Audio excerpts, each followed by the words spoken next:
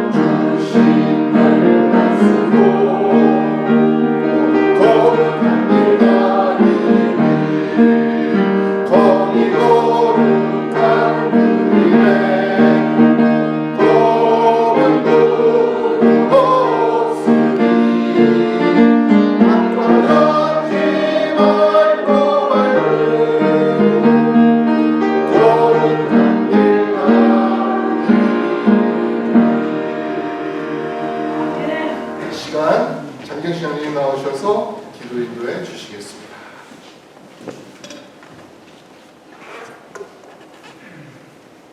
하나님 아버지께서는 우리에게 구원을 주신 이름은 오직 예수밖에 없다고 하셨사오니 이 시간 그 이름, 예수님의 이름을 높이며 찬양합니다.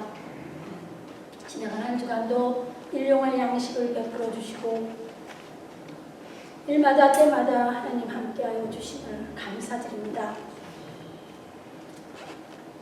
우리는 예수님의 피로 죄사함 받았고 사망에서 생명으로 옮겨졌으며 영생을 받았지만 우리는 그저 부활과 천국은 감사하며 기뻐할 줄 알면서 정작 예수님의 십자가에 못 박히는 것은 주저주저하지 않았는가를 돌아봅니다. 또한 우리의 죄는 용서해달라고 간절히 간구하면서 남을 용서하지 못하는 우리들임을 통회하고 자각합니다. 아버지 하나님, 우리는 날마다 예수님의 십자가와 함께 못 박힘으로 주님이 우리와 함께 하시고 우리는 주님과 함께하여 주시옵소서. 교회를 허락하셔서 올해는 그리스도의 마음을 품고 전도와 선교에 힘쓰고자 정했습니다. 아버지 하나님, 원하옵기는 주님의 몸된 교회에 한 생명이라도 보내주셔서 우리가 용기를 얻고 하나님의 열심이 다시금 회복되어 빛을 발할 수 있는 그러한 믿음이 되게 하여 주시옵소서. 교회를 허락하신 하나님의 목적을 이루어드리는 우리 모두가 될 수 있도록 다시금 단단히 믿음으로 묶어주시기를 원합니다. 세계의 모든 리더자들의 욕심으로 인하여 온 세계가 어지럽고 아버지 하나님이여 감당할 수 없는 그 아우성을 주님 들으시옵시고 친히 통치하시고 다스려 주시기를 원하오며 우리 시온의 성도 중에는 육신의 연약함을 인하여 치료를 원하는 성도들이 많이 있습니다. 아버지 치료하여 주시옵시고 마음의 상처와 또한 세상이 너무도 어려워 살기가 어려워 하나님만 바라고 있는 성도도 있습니다. 아버지 하나님 회복시켜 주시옵시고 아버지 주님이 원하시는 그 믿음 안에서 인내하며 하나님의 때를 기다리는 그러한 믿음이 될 수 있도록 우리에게 믿음 위에 믿음을 더하여 주시옵소서. 이 시간에는 목사님을 통하여 하나님의 말씀이 선포될 때 그 선포되는 말씀을 통하여 우리는 세상의 문제가 문제로 여기지 않고 기도의 문이 열려서 하나님과 소통하고 성령의 교통함의 역사가 일어나는 귀한 말씀이 임하실 것을 기대합니다. 성령님 임하여 주셔서 말씀 위에 기름 부어 주시옵시고 우리에게는 성령의 충만함과 지혜를 허락하여 주시기를 간절히 간구합니다. 이 한 주간도 그리스도의 비밀을 가진 자답게 겸손한 삶을 살기로 결정합니다. 주님, 우리가 마음으로 하나님 앞에 결단하는 이 결단이 예배 이후에도 우리의 삶 속에서도 이루어질 수 있도록 성령님 함께하여 주시옵소서. 오늘도 찬양대원들이 찬양을 올려드립니다. 하나님 흥명하여 주시옵시고 예배를 위하여 수고하는 손길도 기억하여 주시기를 원하옵고 부활의 첫 열매가 되신 우리 주 예수 그리스도의 이름 받들어 감사 기도드립니다.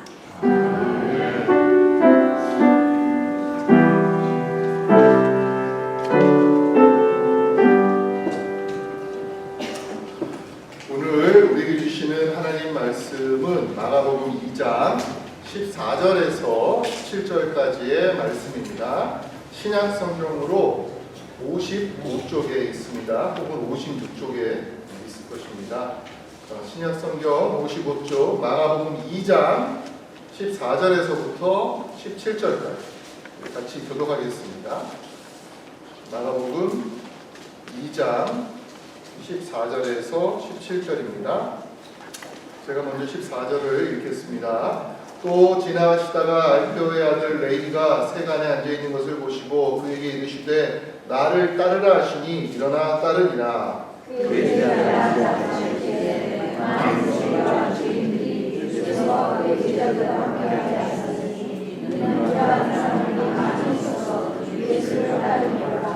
바리새인의 서기관들이 예수께서 죄인 및 세리들과 함께 잡수시는 것을 보고 그의 제자들에게 이르되 어찌하여 세리 및 죄인들과 함께 먹는가? 예수께서 들으시고 그들에게 이르시되 건강한 자에게는 의사가 쓸데없고 병든 자에게야 쓸데있느니라. 나는 의인을 부르러 온 것이 아니요 죄인을 부르러 왔노라 하시니라. 아멘. God is good. All the time. 그 하나님이 우리와 함께 하시는 줄로 믿습니다. 그 현대 사회에서는요, 사람들이 새 것을 참 좋아하지 않습니까? 너무나 기술이 발달돼 가지고서 셀폰 같은 경우는 뭐 2년 주기로 반드시 바꿔야 되는 걸로 알고 있습니다. 그래서 사람들이 백화점에서 어떤 새로운 상품, 신상품이 나왔다 그러면은 오픈런 한다고 하잖아요, 그죠? 그거 사기 위해서 아침부터 줄 서가지고서 새로 나온 거 사고 싶다고 먼저 갖고 싶다고 막 달려갑니다. 그러니까 뉴 브랜드를 너무 좋아하는 거예요. 제가 지난번에 그 저희 동네 근처에 어디를 지나가다 보니까는요, 어느 가게 앞에 사람들이 아침인데 줄을 길게 서 있는 거예요. 도대체 뭐 파나, 뭐 때문에 서 있나 이렇게 봤더니만은 거기 있는 분이 브랜뉴 게임이 나와서 그거 사려고 나이가 한 30, 40대 이상쯤 줄 서 있는 거 보면서 아, 저분은 정말 게임 좋아하는구나. 새 거를 빨리 갖고 싶은 거예요. 아이가 태어나면은 전에 미국 사람들이 그러는데 브랜뉴 베이비 태어났다 그러더라고요. 어떤 가정들 결혼하는데 브랜뉴 커플이라고도 얘기를 하는 거예요. 그러니까 브랜드 너무 좋아하는 거예요, 사람들이.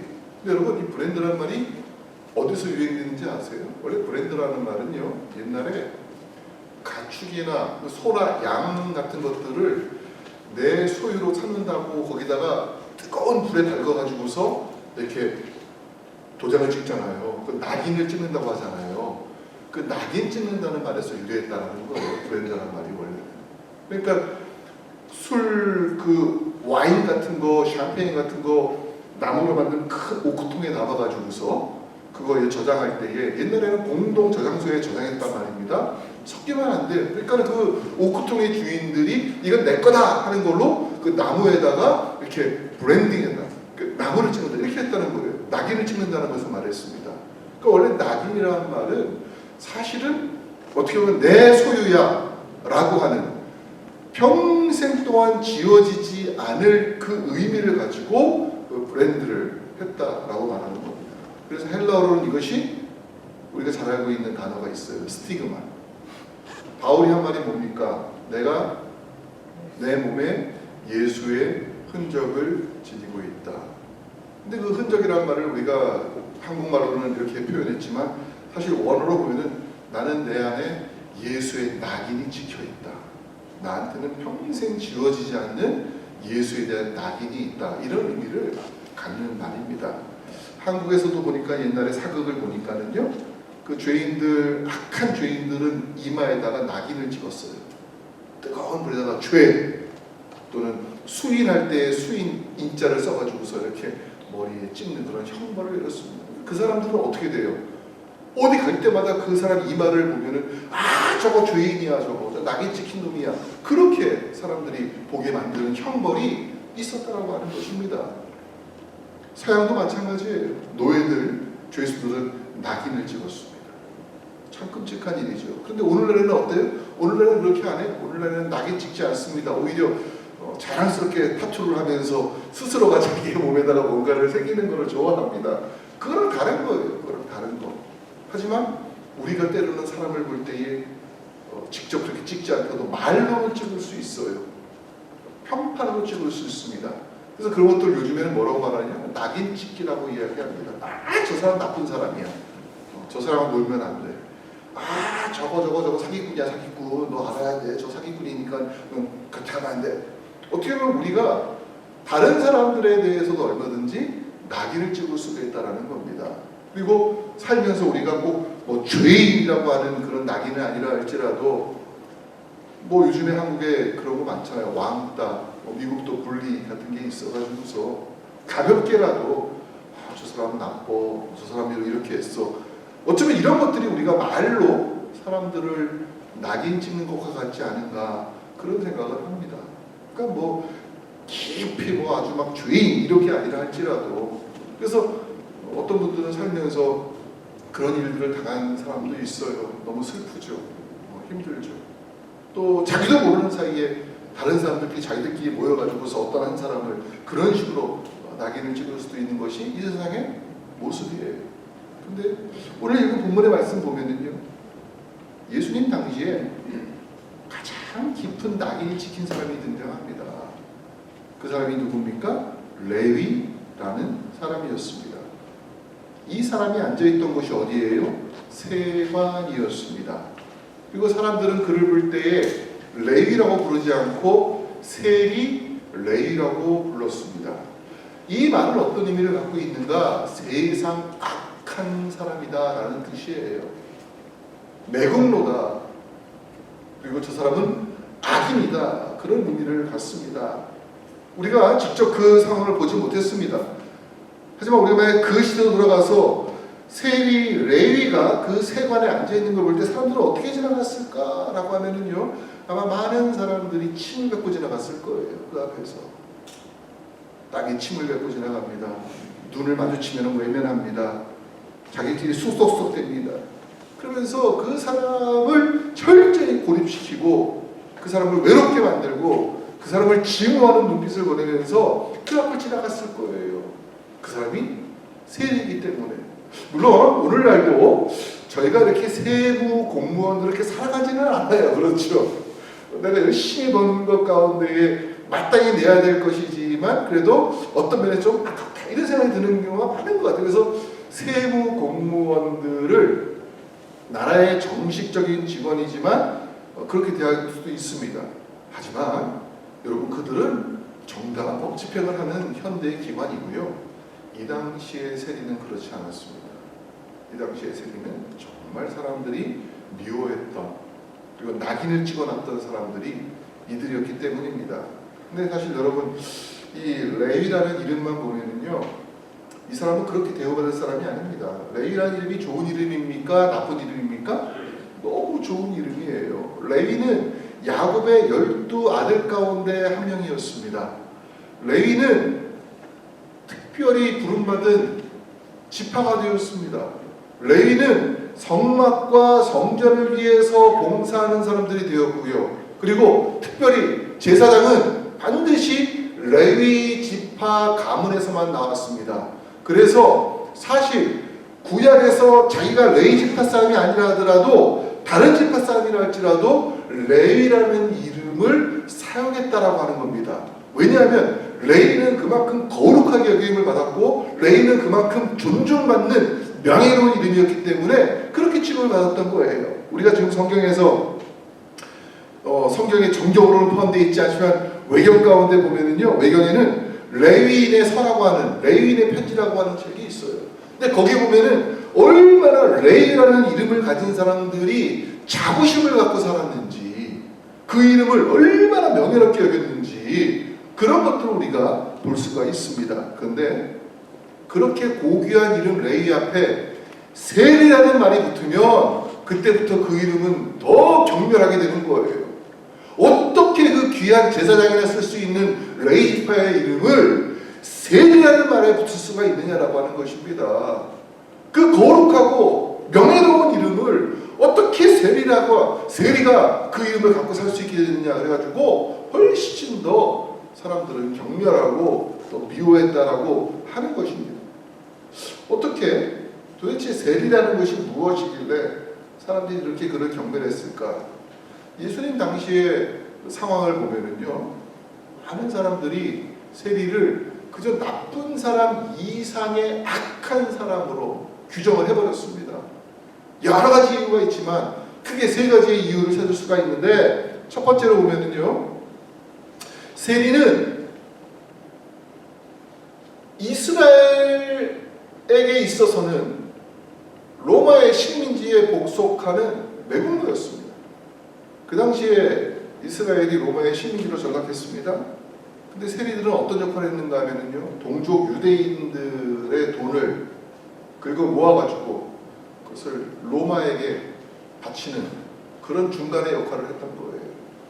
그러니까 동족 유대인들 보기에 세리는 어떤 존재였습니까? 저들은 민족 반역자다. 저들은 매국노다.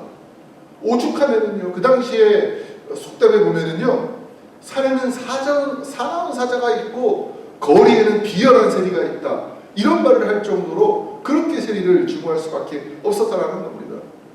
또 두 번째로는요, 이들은 합법적인 약탈자였다라고 취급받았습니다.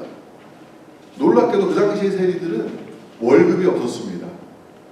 그 당시의 세리들은 사례를 받지 않는 그런 사람들이었습니다. 당연히 뭐 1년 연봉도 있을 수가 없죠. 왜 그럴까? 로마에서는 이들에게 적법한 합법적인 세금 비율을 정해줍니다. 세율을 정해줘요.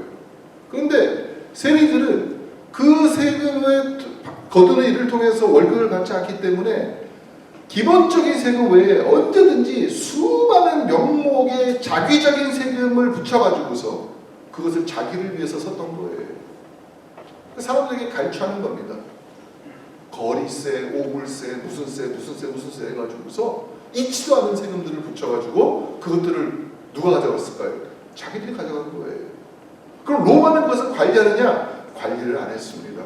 로마 사람들은 자기에게 내는 세금만 정확하면 그 외에 어떤 불법을 저질러도 그것을 눈감아 주었기 때문에 세리들은 막대한 부를 모을 수가 있는 합법적인 사기꾼이 되었다라고 말합니다. 세 번째 이유는요, 종교적인 것입니다. 이들은 종교적인 면에 있어서도 부정한 삶을 갖고 상대하지 않았습니다. 유대인들은요, 이방인들과 같이 하는 것을 금했습니다.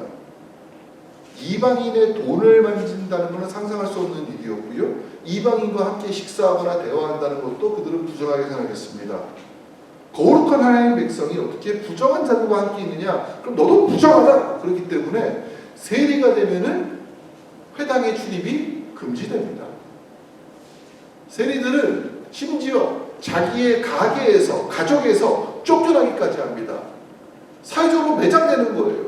가족에서는 쫓겨나고 또 종교적으로는 출교가 돼버리고 그들의 위치가 상당히 힘든 가운데 있었다라고 하는 것입니다. 또 문제는 뭡니까? 세리들은요, 회개가 불가능한 존재로 여겼습니다. 율법에 따르면요, 다른 사람의 물건을 이렇게 도적질하거나 갈취했을 때에는 원금을 돌려주고 그 원금의 5분의 1을 더해서 갚아야지만이 그 사람의 죄가 용서된다고 말하고 있어요. 그러니까 자기가 가진 것의 120%를 돌려줘야지만이 문제가 해결되는 거예요. 죄가 없어지는 거예요. 근데 세리는 문제가 뭐냐? 너무 많은 사람들의 돈을 갈취했기 때문에 도대체 누구의 것을 갈취했는지를 몰라요.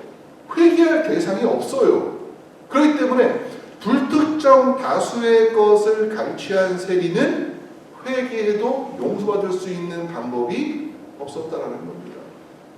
그래서 많은 유대인들은 세리를 하나님께도 용서받을 수 없는 사람, 회개할 수 없는 존재라고 여겼던 것입니다. 우리가 성경 보니까 성경에 여러 가지 부류의 죄인들이 나오는데 거기에 꼭 붙는 말이 있어요. 세리와 죄인들 또는 세리와 창기들. 뒤에 있는 죄인, 창기 이런 것들은 도둑들은 다 변하지만 그 앞에 꼭 빠지지 않는 죄인이 뭐예요? 세리라는 것입니다. 그러니까 세리가 얼마나 힘든 존재인가. 그들은 낙인 찍힌 삶을 살았습니다. 그 당시에 사회에 있어서 최하층의 부도덕한 존재로 취급을 받았습니다.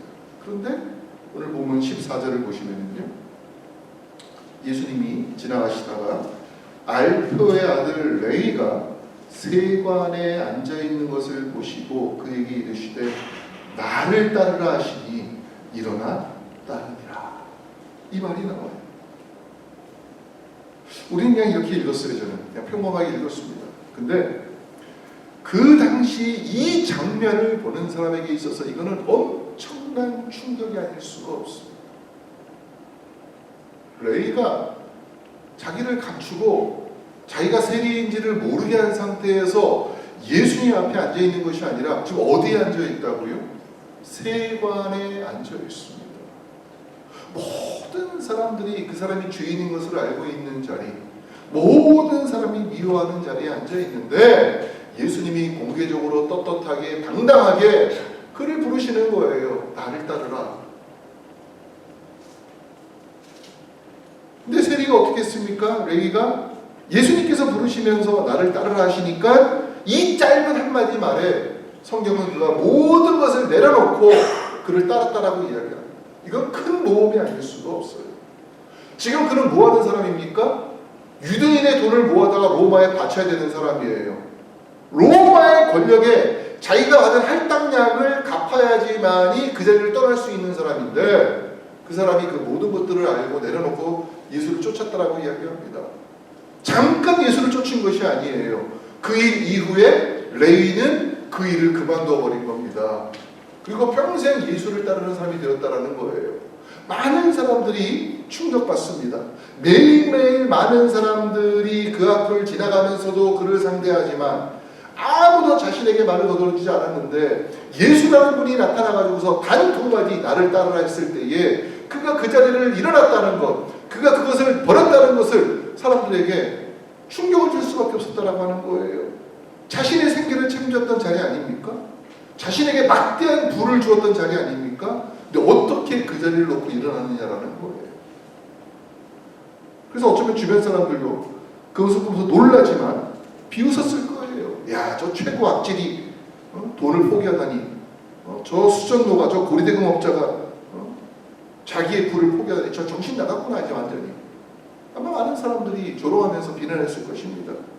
그러면서 누구를 비난할까? 예수님도 비난했을 거예요. 어떻게 저 예수라는 사람은 말이야, 저런 악질 중에 악질을 세관에 앉아있는 것을 보면서도 저 사람을 데려갈 수가 있느냐. 얼마나 좋은 사람이 많아요. 주변에 얼마나 착한 사람들이 많아요. 근데 왜 하필이면 저 죄인을, 저 악질을, 저 악한 사람을, 저 매국노를, 저 사기꾼을 예수님은 데려갔냐라는 거예요. 그러면서 예수를 비난합니다. 야, 예수라는 사람도 보니까 말이지 고고할 척 하더니만은, 야, 똑같은 부류네, 똑같은 부류야. 저 죄인들과 함께 식사하는 것 봐. 저 죄인들 몰라서 그러나? 아마 사람들은 예수님을 보면서 그렇게 얘기했을 거예요. 그런데 여러분, 어떤 사람들은 이 레위가 자기 직업을 버리고 예수를 쫓았구나 라고 생각할 수가 있지만, 레위가 직업을 버린 것이 아닙니다. 레위는 자기를 둘러싸고 있었던 영적 어둠의 사슬을 끊어버리고 예수를 쫓는 모험을 한 것이라고 우리는 성경을 통해서 알 수가 있습니다. 15절 보니까는 그와 함께 잡수실 때에 많은 세리와 죄인들이 예수와 그의 제자들과 함께 앉았으니 이는 그러한 사람들이 많이 있어서 예수를 따름이러라, 이렇게 말하고 있어요. 오늘날도 우리가 낯선 사람과 함께 식사할 수가 있어요. 뭐 어떤 결혼식장에 가거나 아니면 장례식장에 가거나 아니면 하다못해 식당에 가더라도 내 옆에 모르는 사람이 앉아있을 수가 있습니다. 그러면 같이 그냥 밥 먹는 거예요. 옛날에는 합석도 얼마나 많이 했습니까? 자리가 없으니까 옆에 있는 사람 앉아있을 때 여기 앉아도 됩니까? 하고 앉아서 이제 밥 같이 먹고, 밥 먹다 보면 서로 얘기하면서 친구가 되기도 하고 뭐 그렇게 얼마든지 할 수가 있잖아요. 근데 그때는 그러면 안 돼요. 세리가 앉아있는 자리에 가면 안 됩니다. 그 자리에서 나와야 됩니다. 하물며 세리와 죄인들이 함께 앉아있는데 예수님이 식사를 했다? 그럼 딱 걸린 겁니다. 누구한테? 이 바리새인의 레이다에 딱 걸린 거예요. 빌미를 잡았어. 어떻게 저렇게 부정한 사람과 함께 있어? 저 사람도 부정한 사람이니까 그런 거야. 예수님이 어떻게 보면 예수님께서 왜 스스로 그렇게 죄인의 집에 가가지고서 뻔히 빌미를 잡힐 걸 알고도, 같이 낙인 찍힐 거 알고도 왜 예수님 저렇게 하셨을까? 16절에 사람들이 묻죠. 바리새인의 서기관들이 묻습니다. 어찌하여 세리 및 죄인들과 함께 먹는가? 이렇게 물어요. 이거는 그냥 묻는 게 아닙니다. 뭐예요? 비난하는 거죠. 너 똑같은 부류야. 너도 죄인이야. 너도 나쁜 놈이구나. 끼리끼리 만난다고. 이렇게 하는 거예요, 사실. 이렇게 하는 겁니다. 근데 예수님께서 하신 말씀이 무엇입니까? 17절입니다. 건강한 자에게는 의사가 쓸데없고 병든 자에게라 쓸데있느니라.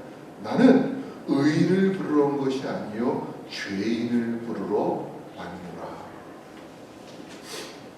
사람들은 예수님을 보면서 예수님을 저 세리 레위와 같은 병자로 취급했습니다. 같은 나쁜 사람으로 낙인을 찍어버렸습니다. 근데 사실 알고 봤더니만 우리 예수님은 그의 망가진 인생을 치유하러 오신 의사였다라고 하는 겁니다. 지금도 마찬가지 아닙니까?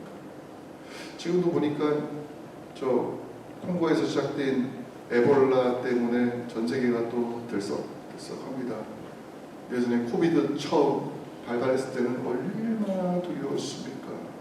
사람과 말도 못하고. 지금도 기억나요. 코비드 터지고 한 주일 지났을 때, 한 주일이가 두 주일 지났을 때 저 트레이드조에 갔더니만 거기에서 딱 6비트 줄 서가지고서 한 사람씩만 들어오게 하고 한 사람 나가면 또 들어오게 하는 걸 경험했습니다. 예, 맞아요. 우리가 아픈 사람과 함께 있으면 나도 아플 수가 있습니다. 근데 그럼에도 불구하고 그들과 함께 있어서 고치려는 사람이 있잖아요. 그 당시에 의사들, 간호사들, 간호조무사들, 수많은 병원에 관계하는 사람들을 마스크를 쓰고 온몸을 꽁꽁 묶어가지고서 자기도 감염의 위험이 있고 실제로 감염되어서 죽은 사람도 있지만 그래도 그 사람들은 어떻게 했어요? 병자들을 위해서 헌신을 다하고 수고를 다하고 그들과 함께 있었던 그런 분들이 있었기 때문에 오늘날 그 위험을 우리가 넘어갈 수 있었던 것입니다. 예수님은 어떤 분이십니까? 예수님은 영혼의 의사예요. 상처 입은 사람, 아픈 사람 치유하러 오신 영혼의 의사입니다. 그 의사가 죄인들과 함께 있는 건 너무나 당연한 거예요. 예수님께서 하신 일을 보세요. 레이의 과거를 묻습니까? 레이가 하는 일을 비난하십니까? 그가 변명하게 만들어 놓으셨습니까? 아니에요. 참 감사한 것은 무엇인가 하면은 우리가 주님 앞에 나왔을 때 주님은 우리의 과거를 묻지 않는다는 겁니다. 우리가 과거에 어떠한 삶을 살았고 우리가 무엇을 했고 어떤 악행을 저질렀고 누군가의 무슨 나쁜 일을 했냐 그걸 따지시지 않는다는 거예요. 예수님은 오는 사람을 받아주시는 분이라는 겁니다. 저는 이것이 우리가 믿는 복음의 핵심이라고 생각합니다. 우리가 예수님께 나올 수 있었던 것은 무엇입니까? 레위와 같이 우리 역시 세상의 죄 가운데 살고 있었지만 용납하시고 받아주시는 그 은혜를 알기 때문에 우리가 나온 거예요. 예수님께 나와왔을 때 예수님은 우리를 꾸짖고 우리를 비난하고 우리를 낙인 찍어서 우리를 멸시하는 분이 아니에요. 우리가 똑같이 함께 먹고 마시며 우리의 삶을 지켜주시며 우리를 치유하는 의사로 오신 것을 알기 때문에 우리가 이 자리에 나온 거예요. 예수님 하신 말씀이 있어요. 건강한 자에게는 의원이 쓸데없다. 내가 아픈 것을 알고 내가 연약한 것을 아는 자에게 예수님은 능력을 발휘하시는 분이에요. 그렇지만 바리새인의 서기관들과 같이 자기는 깨끗하다, 나는 정직하다, 나는 죄가 없다 하는 사람에게는 예수님 오셔도 힘을 쓸 수가 없습니다. 근데 오늘 레이라는 사람 예수님 받아주셔가지고 그의 인생이 바뀌었습니다. 변화되었습니다. 예수님의 부르심의 은혜는 이 한 사람 레이를 완전히 바꾸는 역사를 우리에게 보여주었습니다. 우리가 마태복음 9장에 보면요, 이 마가복음 2장에 있는 이 동일한 사건, 세관에 있는 그 세리를 부르는 사건이 나옵니다. 이름이 달라요. 마태복음에는 그 세리의 이름이 뭘까요? 힌트, 마태복음입니다. 마태예요, 마태. 레이가 아니고 마태예요. 마태복음은 누가 썼습니까? 마태가 썼잖아요. 그럼 왜 마태복음은 자기 이름이 레이였는데 왜 마태라고 불렀냐라는 겁니다. 마태라는 이름의 뜻은, 마테오라고 하는 이름의 뜻은요, 하나님의 선물입니다.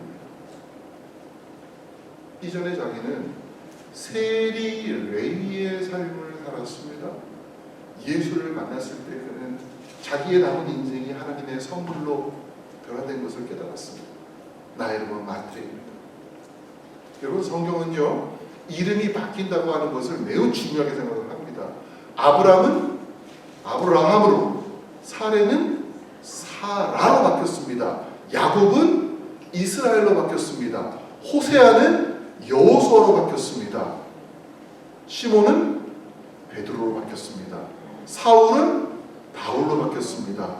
레위는 마태로 바뀌었습니다. 우리는요? 우리는 그리스도인으로 바뀐 거예요. 네. 이름이 바뀌었다라고 하는 것은 성경에서 볼 때 그 주인이 바뀐 겁니다. 그의 인생이 바뀐 것이고 그의 삶이 바뀐 것입니다. 이전에는요, 돈밖에 모르던 세리가 예수를 만난 다음에는 하나님의 선물 같은 삶을 살아갑니다. 이전에는 사람들 괴롭히면서 사람들에게 멸시당했던 사람들, 그러면서 그 굽은 손으로 누가 얼마 그거를 따지면서 기록했던 그 손이 여러분 놀랍게도 복음서 마태복음을 기록한 손이 되었습니다. 하나님의 말씀과 예수님의 생애를 기록한 후세에 남기는 사람이 바로 마태, 이전에 세리 레이였던 것입니다. 초대교회의 교부 중에 한 명이었던 파피아스라는 분은 마태는 자신이 가진 필기의 능력을 활용해서 예수님의 말씀을 히브리어 모음집으로 가장 먼저 기록했다라고 말하고 있습니다. 우리가 읽고 있는 이 마태복음은 마태가 처음부터 마지막까지 일일이 토시 하나 안 쓴 것을 그대로 옮겨놓은 것이 아니라 사실은 마태가 예수님을 따라다니면서 예수님이 하신 말씀과 그의 삶을 기록한 그 어록집이 있어요. 그 어록집을 후세의 제자들이 정리해가지고서 마태의 이름으로 마태복음이라고 기록한 거예요. 마태가 없었더라면요, 우리는 이 정교한 마태복음의 책이 우리에게 전해질 수 없었다라는 것입니다. 우리가 알다시피 신약 성경 가운데 제일 먼저 쓰여진 책은 데살로니가 전서입니다. 그러면 시간의 순서로 보면은 데살로니가 전서가 먼저 써야 될 거 아니에요, 그렇죠? 근데 복음서가 먼저 쓰여졌어요. 예수의 삶이 먼저 쓰여진 거예요. 그리고 복음서 가운데에서도 우리가 마태복음, 마가복음, 누가복음, 요한복음도 있잖아요. 가장 분량이 많고 가장 디테일하게 기록한 것은 누가복음이잖아요. 근데 마태복음이 복음서의 첫 번째로 기록되었습니다. 왜냐하면 마태복음은 정통 유대인들에게 예수님이 구약에서부터 예언된 그 메시아로 우리에게 오신 분이다. 다윗의 뒤를 이어 유대인의 왕, 유대인의 사자로 오신 분이다 라고 하는 의미를 갖기 때문에 마태복음을 제일 앞에 두었습니다. 그러니까 마태복음은 구약과 신약을 연결하는 가장 중요한 책이 된 거예요. 여러분, 세리 레위가 자신이 이렇게 쓰임받을 줄을 그 이전에 알았을까요? 부름받기 전에 몰랐어요. 자기도 몰랐던 일입니다. 자신이 이런 기록을 남길 줄은 스스로도 몰랐던 거예요. 근데 누구 때문에? 예수님 때문에 그의 재능이 발견되고 그의 재능이 바뀐 거라는 것을 알 수가 있습니다. 우리가 이 모습을 보면서 정말 우리 하나님께서는, 특히 우리 예수님께서는 우리의 외모를 보시는 분이 아니시구나, 우리의 겉모습을 보고 우리를 부르시는 분이 아니구나, 정말 그분은 우리의 내면을 보시는 분이시구나 라는 것을 생각하게 됩니다. 예수님을 제외하고 심지어 예수의 제자들도, 그 주변에 있던 모든 사람들도 예수님이 저 세리 레위를 부르실 것이라고는 상상할 수가 없었습니다. 그들 보기에 레위는 무가치한 사람이었기 때문입니다. 정말 죄인이고 악인이었기 때문입니다. 낙인 찍었어요. 저 사람은 절대 변할 사람이 아니야. 저 사람은 우리와 같이 의인될 사람이 아니야. 그렇게 낙인 찍은 사람이에요. 근데 예수님은 그의 외모를 보거나 그의 겉모습과 그의 직업과 그의 것들을 보지 않았습니다. 그 속에 있는 것을 보신 것입니다. 무엇입니까? 예수님이 나를 따르라 한마디 했을 때에 그가 그 자리에서 일어날 수 있는 사람이라는 거예요. 그것은 무엇을 말합니까? 그 내면 속에 영적인 갈급함이 있었다라는 거예요. 겉으로 보기에는 화려해 보이고 겉으로 보기에는 부유해 보이지만 그 속에 무엇이 있습니까? 가난한 심령이 있었어요. 예수님께서 보신 건 그것입니다. 오늘 우리도 이 땅을 살아갈 때 마찬가지예요. 우리가 매스컴을 통해 가지고서 수많은 화려한 사람을 봅니다. 잘 사는 것처럼 보이는 사람을 봅니다. 근데 사실은 인간은 누구나 그 마음 가운데 하나님을 떠났을 때에는 엄청나게 공허한 비어있는 부분이 있습니다. 우리가 예수를 만나기 위해서 해야 될 일은 무엇인가 하면은 잘 살고 잘 먹고 화려하게 무엇인가를 치장하는 것이 아니라 내 안에 정말로 갈급함이 있는가? 뭐에 대한 갈급함이에요? 진리에 대한 갈급함이 있는가? 삶의 목적에 대한 갈급함이 있는가? 내가 영에 대한 갈급함이 있는가 하는 것들을 우리가 언제나 되짚어 보아야 합니다. 그런데 세리 레이에게는 그것이 있었습니다. 우리는 설명할 수가 없어요. 아니, 도대체 뭐 한마디 나를 따라라 했다고 해서 어떻게 따라갈 수가 있지? 그건 우리가 겉만 보는 거예요. 하지만 세리 레이에게는 무엇이 있었습니까? 만약에 조롱받고 멸시받으면서도 그래도 내가 이거 해야지 먹고 살 수 있지 하는 마음을 넘어가지고 나는 영혼에 대한 갈급함이 있습니다. 나는 하나님에 대한 갈망이 있습니다. 나는 내 죄에 대한 자각이 있습니다. 나 어떻게 할 수가 없어요. 그때 누가 왔습니까? 예수님이 오신 거예요. 예수님은 세리 레위를 새롭게 쓰십니다. 그가 예수님을 만나자 그 내면 속에 있었던 가능성이 일어난 거예요. 그 내면 속에 있었던 열망이 꽃을 피웁니다. 자기도 몰랐어요. 내가 이렇게 마태복음 쓸 줄 누가 알았겠습니까? 근데 그렇게 되는 거예요. 제가 예전에 어떤 교회에서 사역할 때에, 캘리포니아에 있는 교회에 사역할 때에, 그때 한 중년 남자 성도님이 오셨어요. 근데 이 사람은 일생 동안 예수를 안 믿던 사람이에요. 예수 안 믿고 그냥 노는 걸 너무너무 좋아했던 사람이에요. 근데 어떻게 교회 오셨어요? 그랬더니 자기가 아는 사람이 교회 오라 해서 왔더니만 너무 찬양이 좋아가지고서 자기가 그때부터 그 교회 오기 전에 다른 교회에 있을 때부터 자기가 열심히 혼자 기타를 배웠답니다. 그래가지고 틈틈이 기타를 치면서 이제 노래를 했는데 그 마침 그 찬양대에 있던 분이 자기를 뽑아가지고 너 교회에서 좀 기타 한번 쳐봐라. 그래가지고 그때부터 열심히 또 기타를 중년이 넘었는데 기타를 치기 시작한 거예요. 그래서 이사를 와가지고서 이 교회에 와가지고 찬양대에 포함돼서 기타로 섬기면서 봉사를 했던 적이 있어요. 자기도 몰랐던 거예요. 내가 이렇게 기타를 칠 줄을 몰랐다는 거예요. 그런데 예수를 믿고 내가 개발하지 못했던 은사가 나에게 있었구나. 그렇게 간증하는 것을 제가 들은 적이 있습니다. 우리가 그렇다고 다 기타 칠 필요는 없잖아요. 그렇죠? 그러나 분명한 것은요.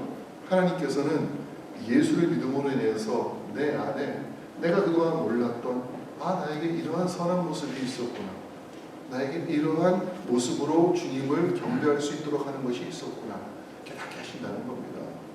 주님은 우리의 삶을 개발하시고 발전시키시고 선한 방법으로 이끌어가시는 거예요. 우리가 레이를 통해서 그것을 배우는 겁니다.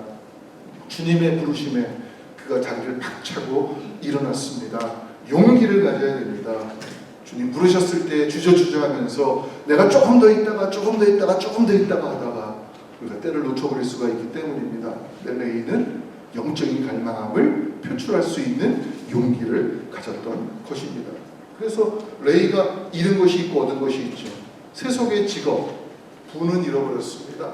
그런데 예수를 통해서 영광스러운 하나님 나라를 그가 얻게 되었던 것입니다. 돈은 잃었지만 돈으로 살 수 없는 생명을 얻었다라고 하는 것을 우리가 알게 됩니다. 우리 살아가는 성도님 여러분도 그랬기 때문에 이 자리에 나온 줄로 믿습니다. 우리가 스스로를 의롭다 하지 않고 하나님 앞에서 내가 이 땅에서는 의미가 없고 누가 천주들을 할 수 있을지 모르지만 예수께서 주신 새로운 삶의 의미, 예수께서 주신 생명이 나를 이 자리에 오게 했구나. 이제 더 이상 우리가 과거의 나의 잘못과 죄책감에 묶여 살 필요가 없어요. 이미 예수의 보혈이 덮었기 때문입니다. 우리의 기억 속에 때로는 어떠한 흔적이 남아있을 수가 있습니다. 근데 그것도 낙인, 사람들이 악하게 찍은 낙인이 아니라 바울이 가지고 있는 낙인, 스티그마, 예수의 흔적을 가지고 이겨나갈 수 있는 그러한 힘을 우리가 갖고 이 자리에 있는 것입니다. 그럼 우리는 어떻게 해야 되겠습니까? 예수님, 나는 이전에 있던 나의 것을 한기로 여기지 않겠습니다.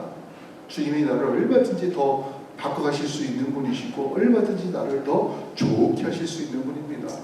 네, 그 주님과 함께 살아갈 것입니다. 이전의 죄와 잘못이 나의 발목을 잡는 일을 나는 더 이상 하지 않겠습니다. 주님과 동행하며 함께 하나님 나라를 이루어가겠습니다. 그러한 결단이 우리 가운데 있는 귀한 한 주간 되시기를 주의 이름으로 축복합니다. 같이 한번 기도하겠습니다. 하나님 아버지, 오늘 우리가 말씀을 통해서 레이라는 사람, 세리로서 살아가며 온갖 죄책과 잘못과 어지러움과 어리석음을 가지고 살아왔지만 나를 따르라 말씀하신 그 말씀에 이끌려 감작이 일어났을 때 주님 그를 바꾸시고 그가 이전에 하지 못했던 놀라운 일들을 이뤄가게 도와주셨습니다. 하나님, 오늘도 우리가 이제는 세관에 있지 않고 주님의 곁에 있음을 깨닫고 이 땅을 담대히 살아갈 수 있도록 더해주시고 우리 안에 모든 슬픔과 죄책을 사라지게 하시고 하나님 나라 바라보며 주님과 동행하며 정말 마태 하나님의 선물을 가져가는 삶을 살도록 우리의 마지막까지 인도해 주시기를 간절히 빌고 원하옵니다. 오늘 감사하며 예수님의 이름으로 기도하옵나이다. 아멘. 우리 다 함께 일어나셔서 봉헌 찬송 함께 드리겠습니다.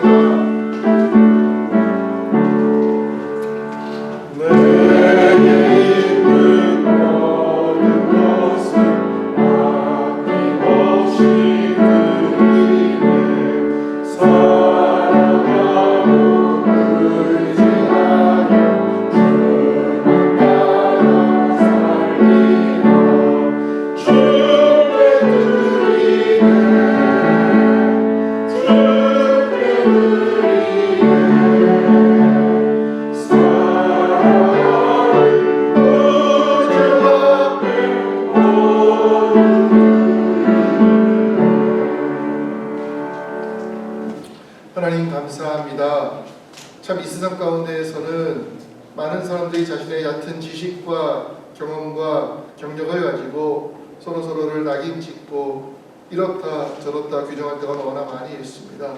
그러나 우리 예수님 한 번도 우리를 낙인 찍지 않으시고 우리를 부르시고 인도하시고 받으시고 사랑하시고 또 우리의 삶을 새롭게 하시는 분임을 다시 한번 고백하며 나아갑니다. 이 한 주간의 삶이 주님께 하나님의 선물처럼 드려지는 삶이 될 수 있도록 도와주시옵소서. 주신 은혜에 감사하며 구별할 예물을 드립니다. 이 예물이 쓰이는 곳마다 함께 하시고 하나님 나라 확장되는 역사 나타날 수 있도록 주여 도와 주시옵소서. 예수님의 이름으로 감사하며 봉헌 기도하옵나이다. 아멘. 우리 같이 서로 옆에 보시면서 인사하겠습니다. 당신은 하나님의 선물입니다. 하나님의 선물 우리 받고 살기를 원합니다. 감사합니다. 우리 교회 소식을 좀 나누도록 하겠습니다. 예배 후에 우리 6월달 사랑방 모임이 있습니다. 우리 지난주에 주보 사이에 사랑방 교재를 넣어드렸는데요. 혹시 오늘 깜빡 잊고 못 가져오신 분들은 친교실에 가시면 여분의 교재를 테이블마다 올려놓겠습니다. 같이 풍성한 사랑방 모임 해주시고 특별히 우리 사랑방별로 아프신 분들이 있습니다. 또 기도 제목들이 있습니다. 열심히 기도하시고 한 달 동안에 기도 제목으로 삼아가 주시기를 부탁을 드리겠습니다. 지난주에도 광고를 했지만 6월하고 7월 동안에는요 이 미국 교회에서 주방을 좀 리모델링을 하는 것 같아요. 그래서 그 키친은 사용할 수 없지만 얼마든지 친구실은 쓸 수가 있으니까 좀 준비하시는 분들이 좀 창의력을 좀 많이 발휘하실 것 같아요. 수고스럽지만 그래도 2달 동안 참으시면은 훨씬 더 좋은 키친이 준비될 것 같으니까 같이 기도해 주시면서 또 여러분들 또 신교할 수 있도록 도와주시기를 바라고요. 어저께 그 오후에 저한테 메일이 하나 왔는데요. 그 다음 주일 6월 14일인데 미국 교회에서 애뉴얼 미팅이 친교실에서 있답니다.